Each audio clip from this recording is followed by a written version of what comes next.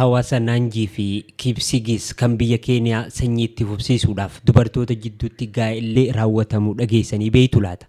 Dubbiin akkanaa hawaasa Kaalenjiin keessatti keessaafuu gareewwan Naanjii fi Kibsigis jidduutti aadaa ajaa'ibaa tokko kan dubartii biraa itti fuudhuu dandeessu jira. Aadaan kun maqaaf gaa'ela haa fakkaatu malee jaalala yookiin fedhii saalqunnamtii irratti kan hundaa'e osoo hin taane dhimma hawaasummaa, diinagdee fi aadaa irratti kan hundaa'edha.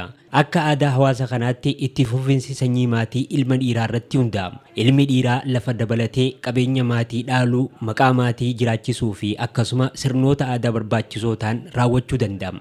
Ammoo haala dubartiin takka daa'imman godhachuu hin dandeenye yookiin ilmaan dubaraa qofa deesse keessatti sanyiin maatii isaanii akka baduuf gaheetti ilaalamama. Rakkoo kana furuudhaaf jecha dubartoonni tokko gahee abbaa manaa fudhachuudhaan shamarran biroo fuudhu. Sirni kunis maatiin sun ilma dhiiraa kan isaan dhaalu akka argatu mirkaneessama. Jechi gaa'ela jedhu aadaa kana ibsuudhaaf dhimma itti haa bahamu malee yaadin isaa hubannoo gaa'ela saala wal fakkaataa kan warra lixaa sanirraa addam. Dubartoota lamaan jidduu hariiroon jaalalaa yookiin saalqunnamtiin jiru. Kana caalaa inumaatu akka aadaa kanaatti dubartiin hangafaa gabbara kafaltee itti gaafatamummaa abbaa manaa harkatti. Daa'imman gaa'ela kana keessatti dhalatan kan sanyii dubartii abbaa manaa taate sanii akka ta'anitti lakkaa'amu.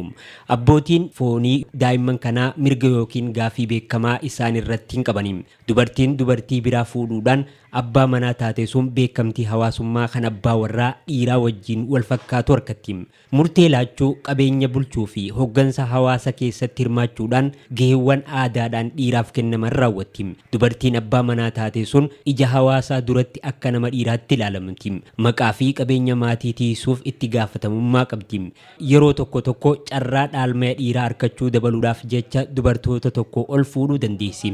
Asitti kan hubatamuu qabu gaa'elli akkanaa kun fedhii dhuunfaa guutuudhaaf osoo hin taane sirna aadaa abbootii isaanii irraa dhaaluun itti dhimma maatii fi hawaasaa furuudhaaf kan raawwatamu ta'uu isaati.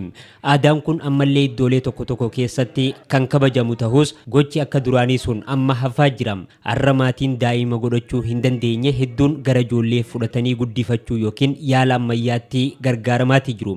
Fooyya'insi seeraa Keeniyaa keessatti godhame kan dubartoonni qabeenya maatii dhaaluu akka danda'an waan ayyameef jecha dhiibbaan ilma dhiiraa qabeenya maatii dhaalu argachuudhaaf godhamu amma xiqqaatee jira. Ta'us gochi kun yeroo dheeraa dura osoo furmaanni seeraa fi wallaansi ammayyaa hin dhufin dura haala aadaatiin dhaaltota akkamitti rakkoolee hawaasummaatiif furmaata walxaxaa akka uuman fakkeenya gaarii ta'uu danda'a. Walumaa galatti aadaan kun mala hawaasni dur nama daa'ima dhabe yookiin hin harkatin tokkoof eegumsa qabeenyaa ittiin taasisaa ture agarsiisa.